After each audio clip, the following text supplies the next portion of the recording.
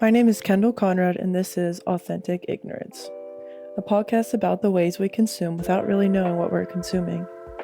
Ignorance in consumerism isn't new, but in the age of social media, it's everywhere. Authentic Ignorance explores how ignorance in consumption impacts Gen Z with the influence of social media.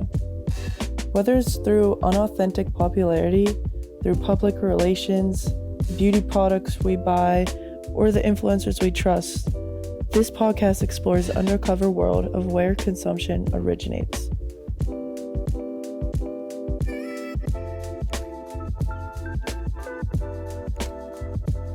This idea started when I noticed that my 17-year-old sister was doing her own version of Dry January. But instead of giving up alcohol, she actually challenged herself to stop buying new beauty products until she used up the ones that she already had. Authentic Ignorance explores how not knowing or not wanting to know keeps consumer culture thriving. We'll look at how gifted PR, influencer marketing, and social media trends blur the lines between authenticity and advertising, because sometimes ignorance isn't just bliss, it's the business model. Before we get into the expert perspective, I wanted to start at home, literally. Because if there's anyone who embodies the world of overconsumption shaped by TikTok trends and influencer culture, that would be my younger sister, Reagan. She's a perfect example of what happens when products become part of identity instead of necessity. So I sat down with her to talk about how she shops, what influences her, and what she actually thinks about her own consumption. Hello, I'm Reagan Conrad. I'm 18 years old. What usually triggers you to make a purchase? Is it seeing it on TikTok, a sale, an influencer that you know, or just pure boredom? Honestly, just boredom. And sometimes I see things on TikTok that I want and I see other people using. I'm like, oh, I could use that and it'd be nice to have. Do you feel like social media makes it harder to not buy things? Yes, I do. Why do you think that? I think it's because a lot of people are very influential and they tell you to buy certain things and how they can help you and benefit your life, and you want to buy them too. Is there a product or brand that you've bought because you saw everyone else with it online? Probably a Stanley. Okay. I do like them, but I ended up buying it because I was like, oh. How many? Has them. 3. Oh, 5. Do you think you need 5? No, I don't need 5. I've only bought 2 myself, though. The rest were gifts. So whenever you do buy these things, like your Stanleys, all 5 of them, do you ever think about where it came from? Like how it became popular, who made it, or like what it's made of ever? Or do you just kind of use it? I just kind of use it. But then I see some old people have old Stanleys. I'm like, oh, it's actually been a while. It's been around for a long time. But it just got popular out of nowhere. Can you describe how you feel when you get a package in the mail? Excited. And I love to open it. It honestly doesn't even matter what it is. I just want to open it. How many brands do you think you have in double of the same product? Body mists, I have 10. What do you think the influence is with perfume? Because it's something that you can't smell through the actual internet. You have no idea what it actually smells like, but a lot of people will see perfume on the internet and still want it. I feel like a little bit of it has to do with the notes that they tell you it has. A lot of people like vanilla. I like vanilla, so when I see a popular vanilla perfume, I'm like, oh, I would probably like that. I should try it.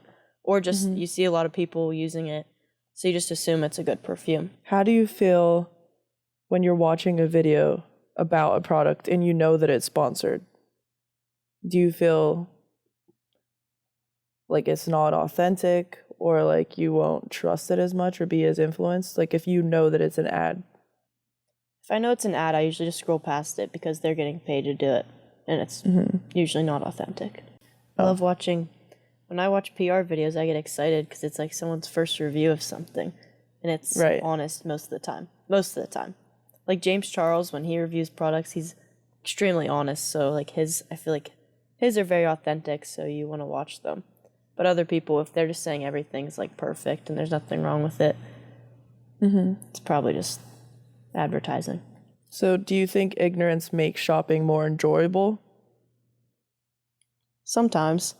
I wouldn't say I'm ignorant about it though. Like I know what goes into like the labor. I would think say a like lot of people do. the choice of being ignorant rather than like not knowing at all. Yeah, that's usually how I shop. That's how I Yeah. think about my bank account too when I'm shopping. Me too. Me too.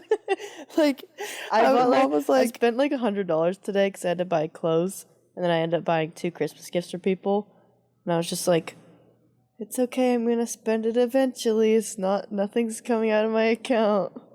no, like sometimes I don't even check my bank account because I don't want to know how much is in it. I haven't checked it in like 3 weeks.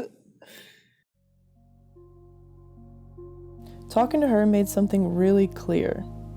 So much of what she buys isn't about the product at all. It's almost about belonging, fitting into a world that's been sold to her as effortlessly attainable. And honestly, she's not alone. A lot of us fall into the same pattern, even I have without realizing it. So I wanted to understand the bigger picture. How did we get here?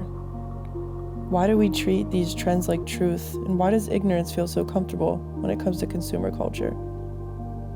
For me, everything clicked in one very specific moment. When I was standing in my sister's room, staring at her shelves overflowing with beauty products, multiple of the same item, unopened gifts to herself, different scents, different colors, all just sitting there. And then I saw something familiar. The same products that I had been sent in a tiny PR package back in 2022. When I was in high school, I started getting into content creating. Over time, I slowly discovered how I could use that to my benefit. I started to reach out to brands and asking for free stuff in exchange for videos. At the time, I thought I was just a small creator getting free stuff, a little fun perk, nothing serious. I would tag the brands, post the video, and I never really thought about it again. But in that moment, looking at my sister's untouched collections, it hit me. I was not just receiving random gifts, I was part of a coordinated, multi-year marketing strategy. A strategy designed to look effortless, designed to look authentic, designed to look like I genuinely love those products just because they're in my videos. Even when the truth is, I barely thought about them. But the thing was, my videos weren't sponsored, they weren't considered an ad because it was PR. Here was my sister, full 2 years later, spending her own money on the exact same products. Not because she needed them, not because they were objectively the best, but because she had seen them everywhere. On TikTok, on Instagram, on creators who looked like her, who talked like her, who seemed relatable and real, not like a sponsored ad. I suddenly realized that I had helped create the illusion that she also fell for. To dig deeper into my understandings and questions, I turned to someone who studies the exact intersection I'm exploring. Professor Cohen has spent years examining how digital culture shapes our habits, choices, and identities. Is our ignorance accidental or is it engineered? Hi, Professor Cohen. Thank you so much for taking the time to join me today. Just to kind of start off, how would you define ignorance in like the context of consumer culture? So I would probably define ignorance in terms of low information literacies, not truly ignorant. I think most people are confident or knowledgeable of the things they want to purchase or consume, meaning everything from like a physical property, a material property, or like even media. But I think when I talk about low information literacies, they don't really know the context or the knowledge that goes behind anything. It's pretty much transactional.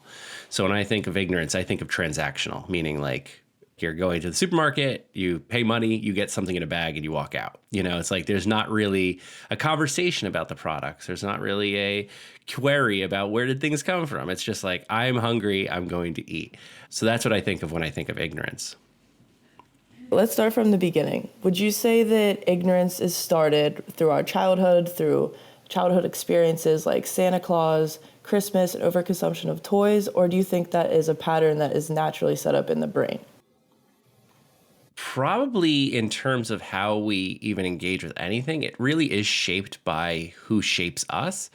So I guess when it comes to like consumerism and fictionality, like Santa's a great point. I actually never thought of that. You're right. Like as adults, we know who Santa is. It's the parents' wallet. But we also know that Santa as a belief is kind of like this magical figure of capitalism, of like trying to figure out how to get toys to a child without the idea that money purchased it, like magic may have purchased it. So it is kind of like this way of making it seem like money is magical or like gifting is magical. But I think it's really shaped more along the lines of how in tune you are to the willingness to explain things to young people. I think most parents aren't ignorant, but I think most parents it's time consuming to explain context like that, especially when like a child's developing. You don't really want to mess them up. So I think sometimes like the process of ignorance is like just making sure that children feel curious about the world and not indoctrinated into a structural harm space, So I think some ways it's like protecting them, but it's also like you have to keep magic. I agree. This idea first came to me. I took a anthropology class, and towards the end we kind of got into like overconsumption and the culture and all of that. And we had to watch this documentary, and it was basically about this guy who was preaching on the streets about how Christmas is bad for overconsumption. And I didn't really take away the key parts I think I was supposed to take away, but I was sitting there thinking about Christmas, and I was like, wow, I was really raised to believe that these toys just magically showed up. I didn't have to think about how much they cost or where they came from, who made them. I started to see my ignorance in how I'm consuming, whether it was just in myself or all the people around me on social media or my siblings. What really started it is my sister, like 15, 17, prime consumption right now. They're finally getting their own money. And I feel like this is the first time I'm seeing it in real life from social media, where they're seeing all these trends and buying so much stuff because they're seeing other people buy it. So when I saw her, she doesn't know how that product became popular. But there is genuinely, I think, an ignorance in terms of I didn't know how I got to know this product. I didn't know how this got popular. Basically, like the whole PR and just a boom of products that seem to be like everyone has them and they're amazing products. People aren't knowing of how they're getting to be popular. Like back in the day with advertising, if something was really popular, it was either because it was really good or people thought it was really good because it was word of mouth or that company would get money to promote their product. But today people are able to have access to an audience to make it seem like their product is popular, and it's booming everywhere. For these young people on social media with access to money, it's like there's so many things popular, like I have to keep up. I never thought about the fact that like if you take an influencer's promotional work, it's different than advertising in general. When technology was first invented, like refrigerators, like irons, it had to explain how the technology worked because it was new. It's like never existed. So somebody had to like know not only why they should buy it, but what does it do? And then like in the modern day, it's like when you want something, like an advertiser's given a ton of money to sell that. But I never thought about the fact that like influencers kind of remove that. Just to kind of sum it up, how would you say overall, after studying internet culture, how would you say memes or viral trends and digital influencers pretty much contribute to consumers not asking deeper questions about what they're buying? Influencers are like, you're technically not like, to a brand, you're not really like a salesperson, you're a partner. So you're working with the brand. Influencers play a specific role in making a brand popular. And so they're aware that the influencer is a brand. They have a specific audience. They have a specific way of reaching their audience.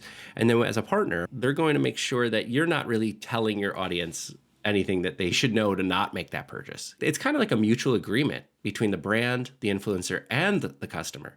So it's like you're the middleman. It was the salesperson on the floor, like it's the person that would like help you try and close in the store, and now it's an influencer.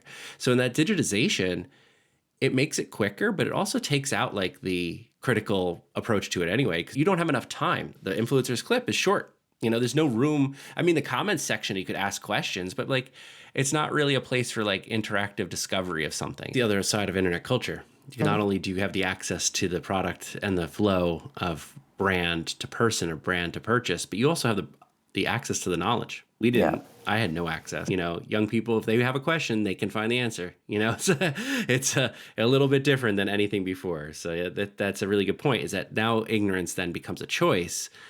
And if you continue with that choice, that's good. I mean, fine, that's your consumer behavior, but you do have a choice to not be ignorant. What I love about that conversation is how it reframes everything. Ignorance isn't just about not knowing, it's about what we're encouraged not to question. And once you see that, you really can't unsee it. What feels like authentic is often engineered, and the gap between what we think we know and what's actually happening, that's where consumer culture thrives. Thanks for listening to Authentic Ignorance. I'm Kendall Conrad, and I'll see you in the next episode.